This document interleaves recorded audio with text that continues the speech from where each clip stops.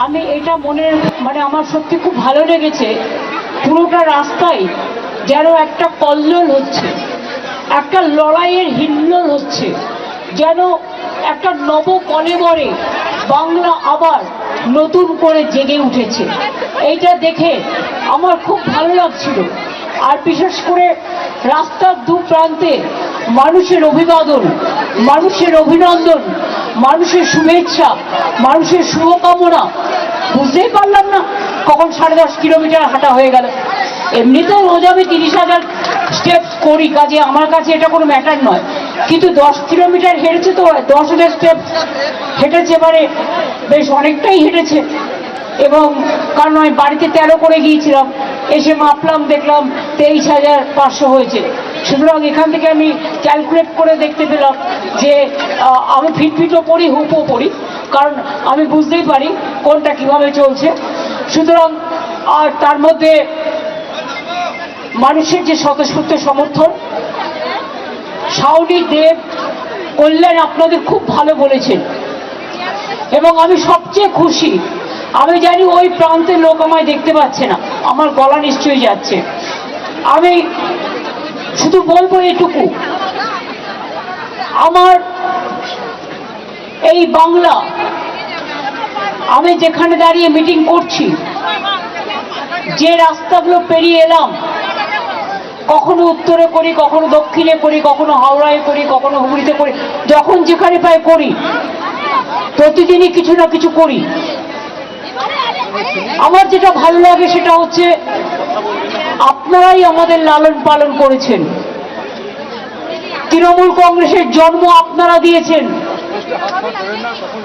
অনেক লড়াই আমরা করেছি জীবনে।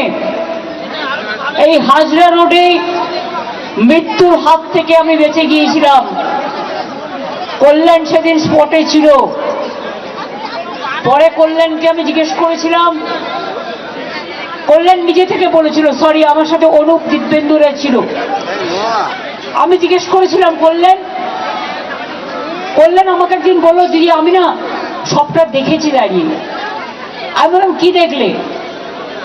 ও বসে আছে, ওর সামনে বলছি, আমি যদি ভুল হয়ে আমায় রেকটিফাই করে দেবে। কল্যাণ আমাকে বললো, দিদি আপনারা মিছিলটা নিয়ে আসছেন, আমি বাস ওখানে একটা বাস জোড়া একটা ছিল, বাসগোলা এখনো আছে, ওই রাধাকৃষ্ণ মন্দিরের পাশের যে ডান দিকের রাস্তাটা। তো বললো, আমি ওখানে দাঁড়িয়েছিলাম, হঠাৎ দেখলাম সিপিএম এর গুন্ডারা লোহার চেন, যেমন সিনেমাতে যেমন দেখায়, লোহার চেন ঘোরাতে ঘোরাতে ঘোরাতে ঘোরাতে রাস্তা ক্লিয়ার করছে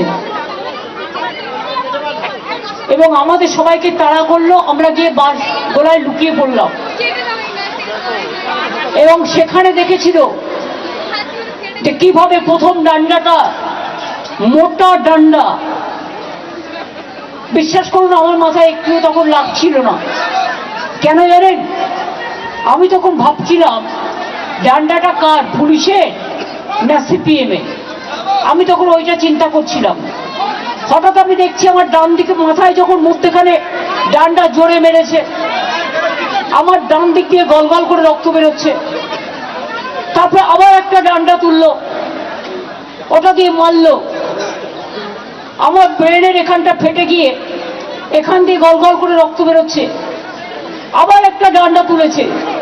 তখন আমি জানি না, হয়তো অজানা কোনো অদৃশ্য শক্তি আমার ডান হাতটা অটোমেটিক্যালি আমার মাথায় উঠে গেছে। আর সেই জন্য দেখুন আমার হাতের আলনা অর্ধেক নেই, কারণ হাতের হাতটা অর্ধেক থেতলে গিয়েছিল, কারণ আমার ব্রেনটা অ্যাটাক হয়ে গিয়েছিল। আর ওই হাতটা যদি আলনাটা না থেতলে যেত, ওই মোটা হাতটা, তাহলে মাথাটাই থেতলে যেত। এবং আমার প্রায় 34টা সেলাই হয়েছিল, ব্রেন অপারেশন হয়েছিল, হাত অপারেশন হয়েছিল, তারপরেও অনেকবার মার খেয়েছি, অনেকবার অপারেশন করা হয়েছে। আমার ফুল বডিতে চোখ নিয়েই আমি কাজ করি, কিন্তু আমাকে অনেকটা এক্সারসাইজ করতে হয়, আমাকে হাঁটতে হয়, আমি প্রাণায়ামও করি, কিন্তু সাথে সাথে আমাকে কাজও করতে হয়। আমি কাজের মধ্যেই বেঁচে থাকি। আর আমাকে যেদিন কেউ আঘাত করে না, বিশ্বাস করুন, আমাকে আঘাত না করলে আমি কেউ ঘুমিয়ে পড়ি। ঘুমিয়ে পড়ি মানে অন্যরকম নয়, মানে একটু কবিতা লিখি, কখনো গান লিখি, কখনো নির্জীব হয়ে যাই, কখনো শ্রীকৃষ্ণের উপদেশ শুনি, কখনো রামকৃষ্ণ পড়ি, কখনো বিবেকানন্দ পড়ি, কখনো নেতাজি সুভাষচন্দ্র পড়ি, কখনো স্পেস সায়েন্স দেখি, কখনো ডিসকভারি দেখি, কখনো জিওগ্রাফি দেখি। আর যদি আমায় আঘাত করে তাহলে আমার পুনর্জীবন হয়। গতকাল আমি ভাবছিলাম যে আবার নতুন করে জন্মালাম। আমি কিন্তু জানতামও না কিছু। সকালে একটা খবর পেয়েছিলাম কিছু একটা হচ্ছে, তো আমি আর কাউকে জানবার চেষ্টা করিনি, কারণ মাথায় মারার পর থেকে আমি ভোর 4টের আগে কোনোদিনই ঘুমোতে পারি না। তাই সকালে 2-3 ঘন্টা জাস্ট আমায় ঘুমিয়ে নিতে হয়। অভিষেক আমাকে মেসেজ করেছিল, মেসেজটা মিস করেছি। আমি দেখলাম অ্যাম্বুলেন্স ওরা ছেড়ে দিন প্লিজ। হ্যাঁ, আমি চুপ করে আছি। ইয়েস, এটা আমাদের মরাল ডিউটি, ফায়ার ব্রিগেড অ্যাম্বুলেন্স আসলে ছেড়ে দিতে হয়।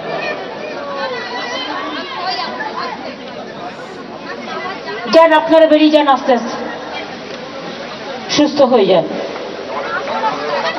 আমি আপনাদের আবার বলি, শুনুন, এটাই তৃণমূল কংগ্রেস পার্টি। 1 সেকেন্ডে ওরা ডিসিপ্লিন মেনটেন করে। যারা তৃণমূলকে অনেক বাজে বাজে কথা বলেন এবং অনেক অসার কথাবার্তা বলেন, অনেক কুৎসা রটনা করেন, অপপ্রচার করেন, চক্রান্ত করেন, তারা জানেন না তৃণমূল কংগ্রেস কর্মীরা এক একটা দলের এমন সম্পদ, যদি বলা হয় যাও ফাঁসির কণ্ঠে গলা দাও, সঙ্গে সঙ্গে একবার জিজ্ঞেস করবে না, চলে যাবে। এত ডেডিকেটেড ওরা। আজকে এসআইআর সেন্টারে সাধারণ মানুষকে ডেকে পাঠাচ্ছে, তার ডকুমেন্ট নিয়ে তাকে রিসিট দিচ্ছে না। তাকে কি লিখে দিচ্ছে? লিখে দিচ্ছে ভেতরে নট ফাইন্ডিংস, এরকম কিছুটা লিখছে। যখন এনুমিনেশন হলো তখন বিএলএ 1 ছিল সাথে, বাড়ি বাড়ি গেছে বিএলওদের সাথে। পোলিং স্টেশনেও তারা থাকবে, বুথেও তারা থাকবে। তাহলে তুমি 90 বছরের বৃদ্ধাকে ডেকে পাঠাচ্ছ, নাকে অ্যাম্বুলেন্স, নাকে নল নিয়ে যাচ্ছে, অন্তঃসত্ত্বা মাকে ডেকে পাঠাচ্ছ, আর 3 তলাতে ওঠাচ্ছ। লজ্জা করে না? কান কাটা, দোকান কাটার দল, জুমলা পার্টি, ঝামেলার পার্টি, হামলাকারী পার্টি, অত্যাচারী পার্টি, অনাচারী পার্টি, দুরাহারি পার্টি, দুরাচারী পার্টি, ব্যভিচারী পার্টি, স্বৈরাচারী পার্টি। এরকম পার্টি আমি দেখিনি। এটা পার্টি না দোপার্টি? স্বাধীনতার সময় তো জন্মে হয়নি, তো গান্ধীজিকে বাদ দেবে না তো কাকে বাদ দেবে? গান্ধীজি বাদ, নেতাজি বাদ, রবীন্দ্রনাথ ঠাকুর বাদ, ক্ষুদিরাম বাদ, প্রফুল্ল চাকি বাদ, রামকৃষ্ণ বাদ, ভোটের সময় জিন্দাবাদ, স্বামী বিবেকানন্দ বাদ, মাতঙ্গিনী বাদ, রামমোহন রায় বাদ, ঈশ্বরচন্দ্র বিদ্যাসাগর বাদ। তার মানে গান্ধীবাদের দরকার নেই, সুভাষবাদের দরকার নেই, আবুল কালাম আজাদের দরকার নেই, আম্বেদকরের দরকার নেই, বিরসা মুন্ডার দরকার নেই। আর যে বাংলা স্বাধীনতা আন্দোলন করে 600 জনের ফাঁসির মধ্যে 590 জনের ফাঁসি হয়েছিল, তারা বাংলার লোক ছিল, বাংলার মাটি থেকে। লজ্জা করে না?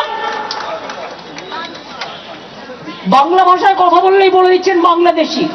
তো নিজেরা জিতে এসেছিলেন তো 24-এর লিস্টে, কি করে জিতলেন? জিজ্ঞেস করুন তাহলে আপনারা কেন পদত্যাগ উদ্বেগ চাইবার আগে কেন নিজেরা পদত্যাগ করবেন না? বলছে বাংলায় নাকি রোহিঙ্গা ভক্তি একটাও খুঁজে পাইনি আজ পর্যন্ত। রোহিঙ্গাই যদি হয় তো আসামে কেন হলো না এসআইআর? বলুন আপনারা। বাংলাদেশের বর্ডার তো আসাম। রোহিঙ্গারা যায় কোথা থেকে? মায়ানমার থেকে, মণিপুর, নাগাল্যান্ড, আসাম এইসব হয়ে তারপর তো বাংলায় ঢুকবে। তো আজকে বাংলার উপরে হামলা কেন?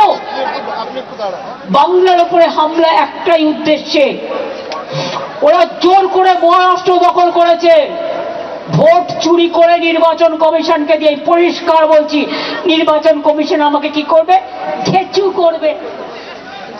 ঘেচু মানে কি খুঁজে নিন, আমি নিজেও জানি না। ঘেচুর ইংরেজি আমায় করতে বললে পারবো না, কিন্তু हमारा पता नहीं है, आप पता करके देखो। কি করবেন? আগেরবার ইলেকশনে আমার 24 ঘন্টা ক্যাম্পেইন করতে যাইনি, আপনারা দেখেছেন। আমি গান্ধী মূর্তিতে বসে এঁকেছিলাম, তুমি আমাকে একদিন আটকাবে, আমি 100 দিনের ফসল তুলে নেব। তুমি আমাকে জেলে ভরবে, আমি তোমাকে সারা পৃথিবীতে ভরে দেবো।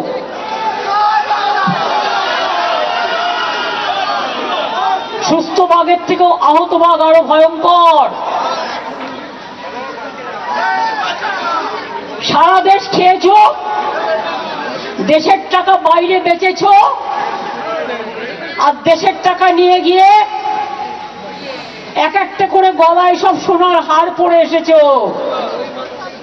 আর দেশে আজকে গ্রামের গরিব লোকের বাড়ির টাকা 4 বছর ধরে বাংলায় দাওনি, রাস্তার টাকা দাওনি, তোমার টাকা নয়।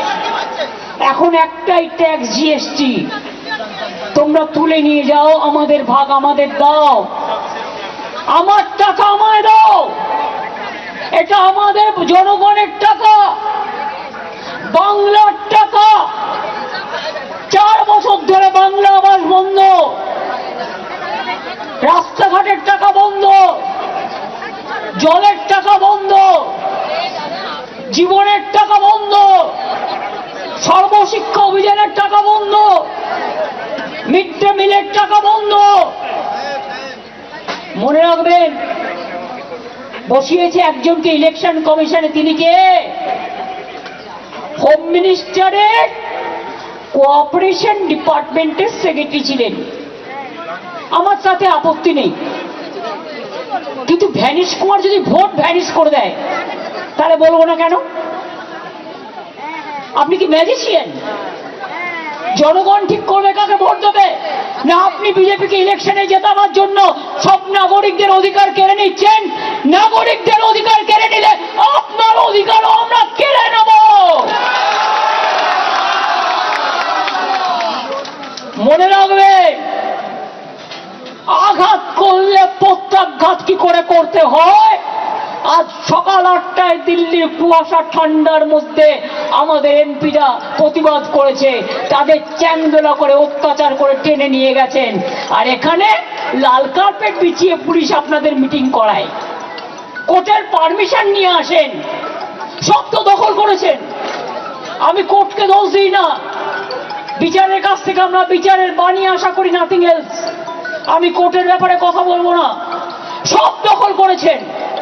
যত এজেন্সি আছে গভর্নমেন্ট অফ ইন্ডিয়ার আন্ডারে সব দখল করেছেন। মহারাষ্ট্র জোর করে দখল করেছেন, আমি চ্যালেঞ্জ করে বলছি। হরিয়ানা জোর করে দখল করেছেন, বিহার জোর করে দখল করেছেন, অনেক রাজ্য জোর করে দখল করেছেন। এখন ভাবছেন বাংলা দখল, অনেক রাজ্য জোর করে দখল করেছেন, এখন ভাবছেন বাংলা দখল করবেন জোর করে। নামটা শুনলেই বাংলা করে দিচ্ছে হামলা। বাংলা শুনলে আর সহ্য করতে পারছে না। বাংলা ভাষায় কথা বললে উড়িষ্যায় পরিযায়ী শ্রমিককে মারছে, মধ্যপ্রদেশে মারছে, রাজস্থানে মারছে, ইউপিতে মারছে, দিল্লিতে মারছে, গুজরাটে মারছে। কিভাবে আমরা সবাইকে নিয়ে থাকি, সর্বধর্ম সমন্বয়, সর্বধর্ম সর্ববর্ণ সব রাজনীতি। এখানে তো অনেক হিন্দিভাষী লোকেরা আছেন, বলুন তো কোনোদিন আপনাদের উপরে কোনো অত্যাচার হয়েছে? जो हिंदी वैसे आए आप बोलो, दिल से बोलो, प्यार से बोलो, जोर से बोलो अगर हुआ है तो। हम कभी नहीं करता। आप लोग शांति से रहता है तो बंगला में भाषा तक बात करने से हमारे लोगों को क्यों पूछेगा? এই বিজেপিকে আমরা ভদ্রতা করি, তা না হলে মুখে বলবো না কি করা উচিত আপনারা জানেন।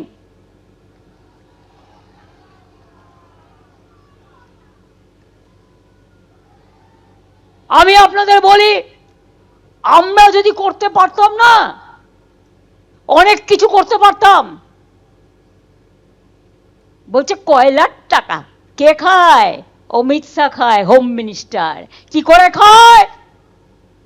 গদ্দারের থ্রুতে টাকা যায়। গদ্দার অ্যাডপ্টেড সন হয়ে গেছে, গদ্দারের থ্রুতে টাকা দেয়। সাথে আছে এক জগন্নাথ। জগন্নাথ ধামের জগন্নাথ নয়, পুরীর জগন্নাথ নয়, বড় ডাকাত জগন্নাথ বিজেপির। জগন্নাথের থ্রুতে টাকা যায় শুভেন্দু অধিকারীর কাছে, আর শুভেন্দু অধিকারীর থ্রুতে টাকা যায় অমিত শাহর কাছে। শুনুন, আপনাদের ভাগ্য ভালো এখনো যে আমি চেয়ারে আছি বলে না ওই পেন ড্রাইভ গুলো বাইরে বের করে দিই না।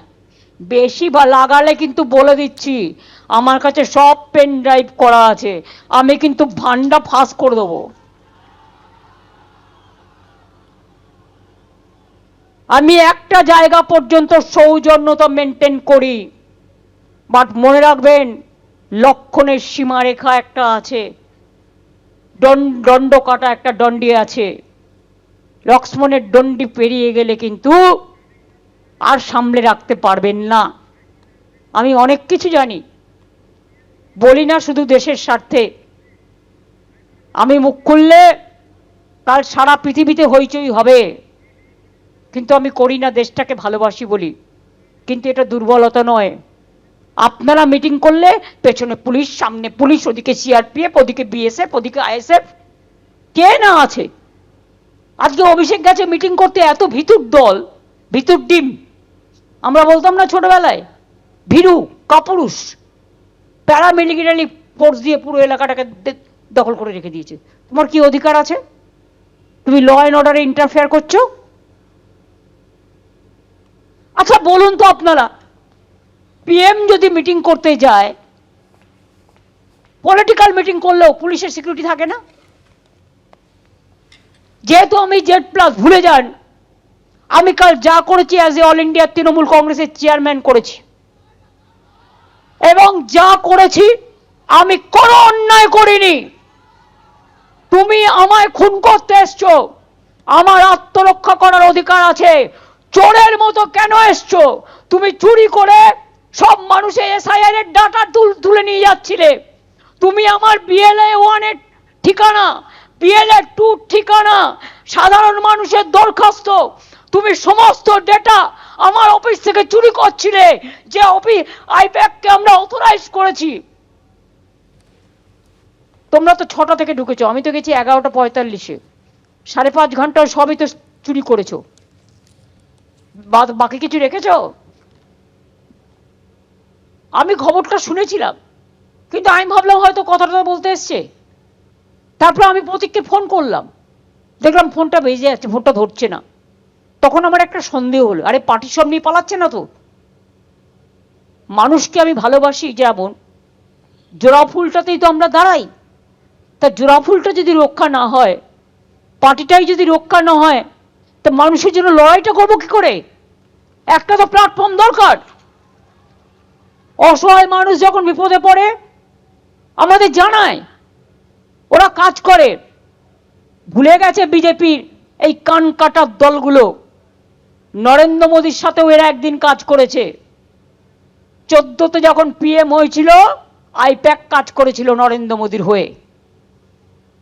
চন্দ্রবাবু নাইডুর হয়ে কাজ করেছিল, নীতিশ কুমারের হয়ে কাজ করেছিল, জগন রেড্ডির হয়ে কাজ করেছিল। তখন প্রশান্ত কিশোর ছিল, এখন মালিকানা বদল হয়েছে, প্রশান্ত এখন পলিটিক্যাল পার্টি করেছে, তাই প্রতীকরা এখন দেখে। আমি সেসব নিয়ে ডিটেলস আলোচনা করব না, কিন্তু ওদের আমরা দায়িত্ব দিয়েছি আমাদের আইটি সেল দেখার।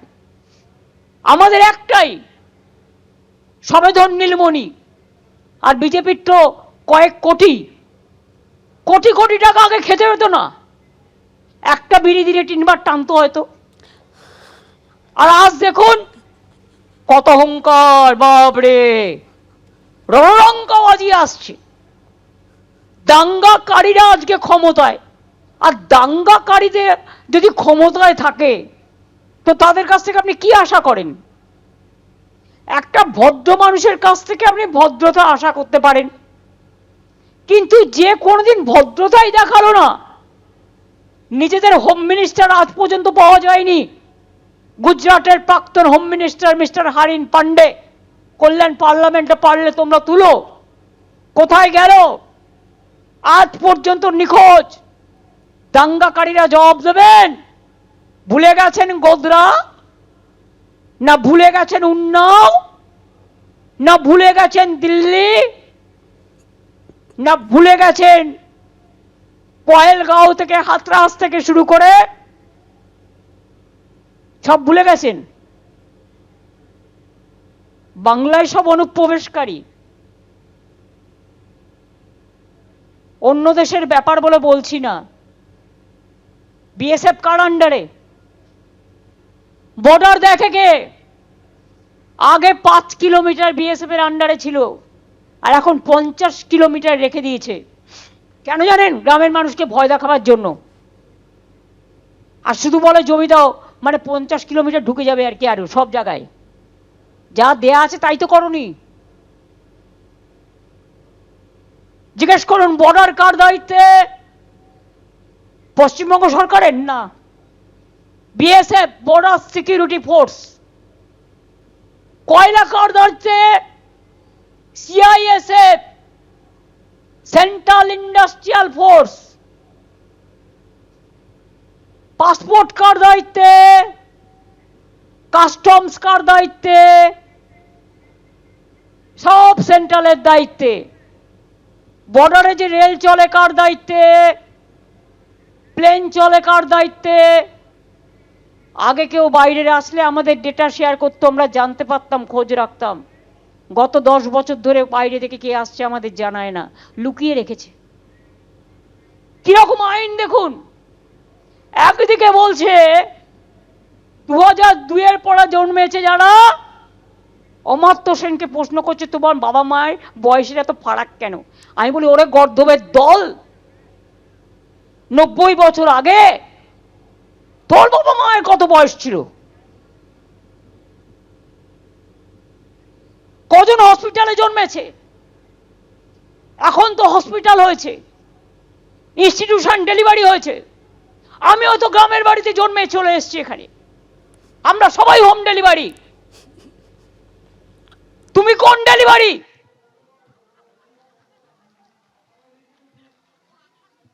পোস্ট অফিসের ডেলিভারি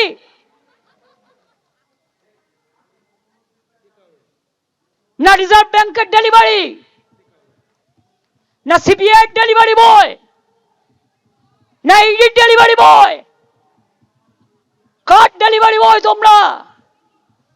বড় বড় কথা বলে। हमारा परिवार का कोई पॉलिटिक्स नहीं करेगा। क्यों नहीं करेगा? पॉलिटिक्स করলে তো খাটতে হয়, বদনাম খেতে হয়, সারাক্ষণ খেটে বেড়াতে হয়। আর তোমার ছেলে কিচ্ছু করবে না, তিনি এখন ইন্টারন্যাশনাল প্রেসিডেন্ট, তার ব্লক প্রেসিডেন্ট হওয়ার যোগ্য নয়। इंटरनेशनल प्रेसिडेंट सब सफेद है ना, सब सफेद हो गया।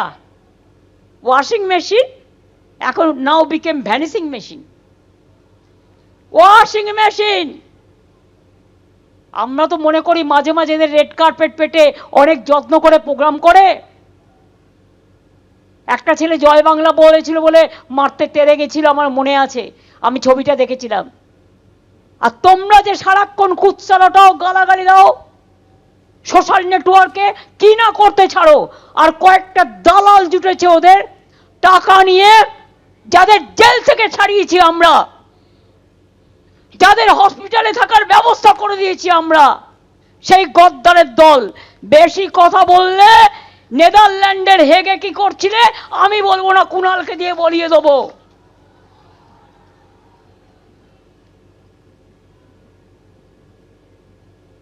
হ্যাঁ, ইলেকশনে আসবে, বাংলা দখল করবে না, সব মহিলাদের নাম বাদ। ম্যাক্সিমাম এই দেখুন, আগে 54 লক্ষ বাদ দিয়েছে। একটা খুনি যদি কোর্টে যায়, গিয়ে বলে স্যার আমি আমাকে ডিফেন্ড করতে চাই, মাননীয় বিচারপতি তাকে কিন্তু বলে ঠিক আছে তোমার কি বলার আছে তুমি বলো, যদি তার লয়ার না থাকে। তুমি 54 লক্ষের নাম বাদ দিলে,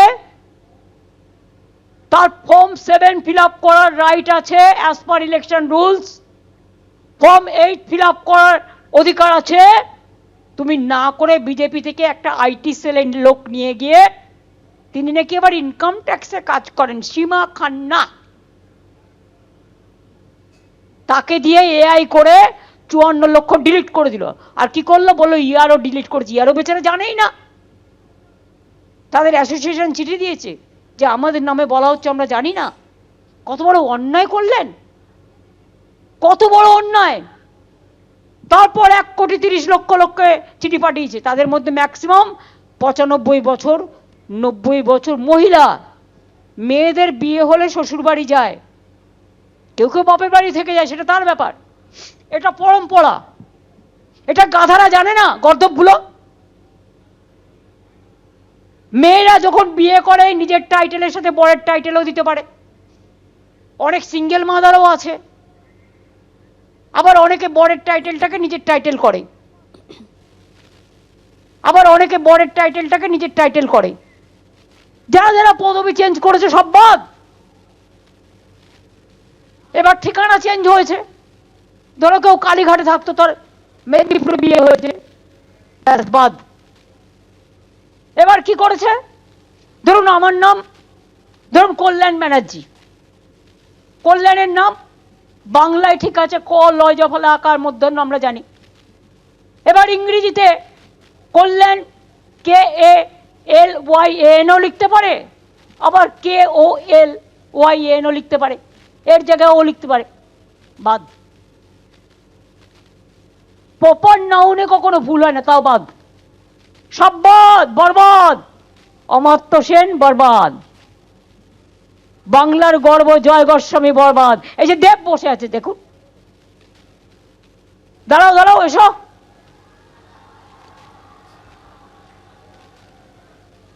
কত দশক ধরে বাংলায় সিনেমা করছে, তাকেও ডেকে পাঠিয়েছে, 3 বারের এমপি। ছি, লজ্জা লজ্জা লজ্জা। বিজেপিকে জানাই ধিক্কার ধিক্কার ধিক্কার। ইলেকশনের সময় আসলে না, আমি বানিয়ে রাখবো নাড়ু, তিলের নাড়ু, ক্ষীরের নাড়ু, মুড়ির নাড়ু, চিড়ের নাড়ু। আর বাংলার মা বোনেরা কি বানাবে শুনতে পাচ্ছে না তো কেউ। কি বলবে, ঝাড়ু ঝাড়ু ঝাড়ু ঝাড়ু ঝাড়ু তো নাড়ু নয়, না ঝাড়ু ঝাঁটা মারতে হবে। ওরা আমার গানটা মনে করে দিল, মার ঝাড়ু মার মেরে, মার ঝাড়ু মার, ঝাড়ু মেরে ঝেঁটিয়ে বিদেয় কর।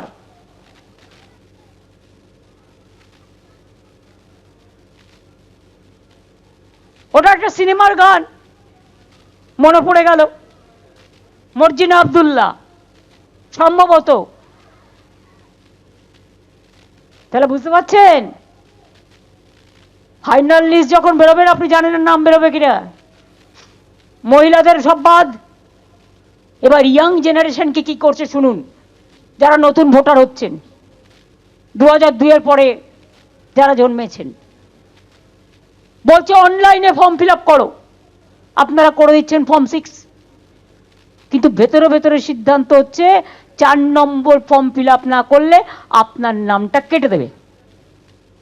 কারণ বিজেপির দর্পণ, ওই ম্যাজিশিয়ান ভাষণ নাকি জানো না, ভ্যানিশ বাবু, ভ্যানিশ বাবু 1.5 কোটি ভোট কাটবার দায়িত্ব নিয়ে ক্ষমতায় এসছে, আর নিজের মেয়ে জামাইকে ডিএম বানিয়েছে। ক্ষমতায় আসার পর নির্লজ্জ,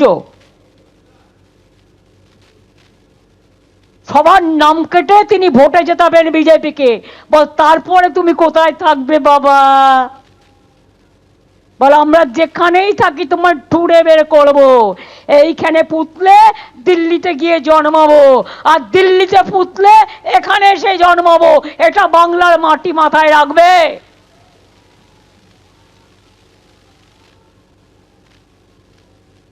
বাংলায় করলে হ্যাংলা,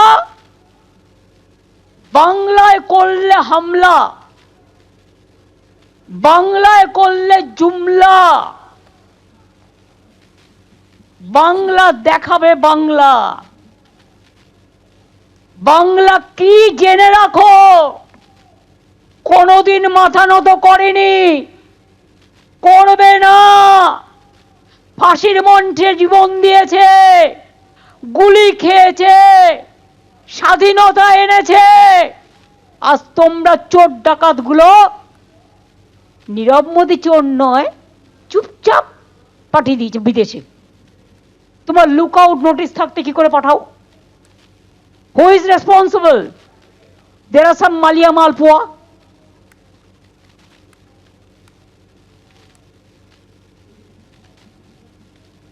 আর সব কি সব নাম আছে, মেহুল চাউসেস্কু না চাউসেস্কি, বললাম না, তাদের সব সাধু। ব্যাংকের সব টাকা মাফ করে দিয়ে, ব্যাংক বিক্রি করে দিয়ে, তাদের নীরবে নিঃশব্দে দেশ পার করে দিয়েছে। তুমি মহারাজ সাধু হলে আজ, আমি আজ চোর বটে। লজ্জা করে না? লজ্জা, ঘৃণা, ভয় 3 থাকতে নয়। জেনে রাখো তোমাদের হচ্ছে ক্ষয়। 26-এ আমাদের পতন হবে না, তোমাদের পতন হবে।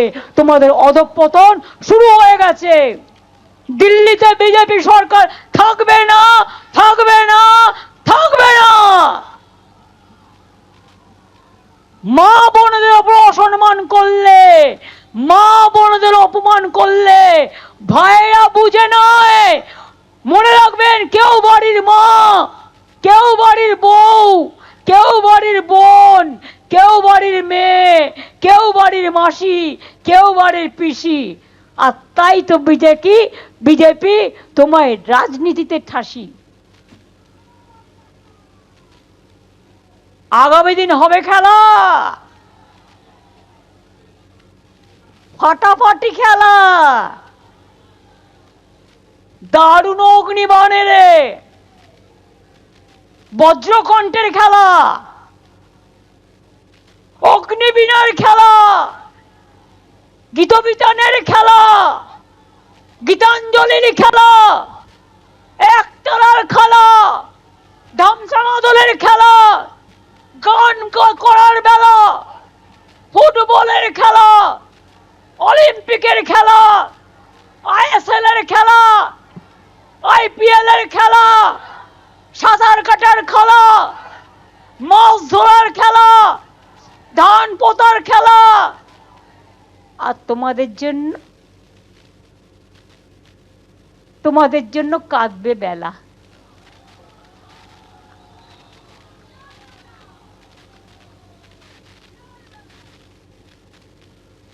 বিদায় আসন্ন, বিদায় ঘন্টা বাজছে।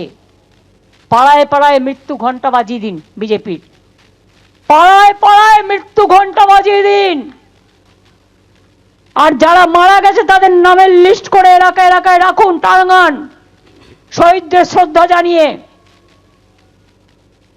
অভিষেক আজকে মিটিং করতে গেছে, আমায় বলছিল, আমি শুনতে একটা কাগজ দেখছিলাম যে আজকে নাকি মৃত ব্যক্তিদের সাথে লাঞ্চ করছে। মানে আসলে তারা জীবিত, ভোটার লিস্টে মৃত। বুঝুন বুঝুন, পান সাজছে, সুপরি নাই পান সাজছে, চুন নাই পান সাজছে, কয়েন নাই পান সাজছে, আর চোখ দুটো দেখলে ভাববেন ওরে বাবারে এই তো বজ্র, মানে বাজের থেকেও ভয়ঙ্কর। বাজ চোখ উপড়ে নিয়ে যায়, ওদের চোখের দিকে তাকালে মনে হবে দুটো রক্ত চক্ষু বেরিয়ে আসছে। ভয় দেখিয়ে বেড়াচ্ছে এজেন্সিকে নিয়ে। কাল যখন ক্ষমতা থেকে চলে যাবে এজেন্সি থাকবে না, তোমার পাত্তাও দেবে না, তোমার আঙুলের দিকে পায়ের টাকা দেও না। কোথায় চাঁদের মাটিতে জমি কিনে রেখেছো? না মঙ্গল গ্রহের মাটিতে জমি কিনে রেখেছো? না শুক্র গ্রহের মাটিতে জমি কিনে রেখেছো? যেখানে যাবে সেখান থেকে ধরে নিয়ে আসো, এবং মানুষ বিচার করবে গণ আদালতে।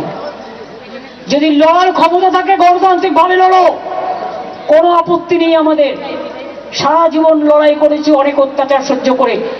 যেদিন থেকে তোমরা ক্ষমতায় এসছো আমার উপর অনেক অত্যাচার করেছো, আমার সরকারের উপর অনেক অত্যাচার করেছো, আমাদের দলের উপর অনেক অত্যাচার করেছো, মানুষকে অত্যাচার করেছো, বিজনেসম্যানের উপর অত্যাচার করেছো, সাংবাদিকদের উপর অত্যাচার করেছো।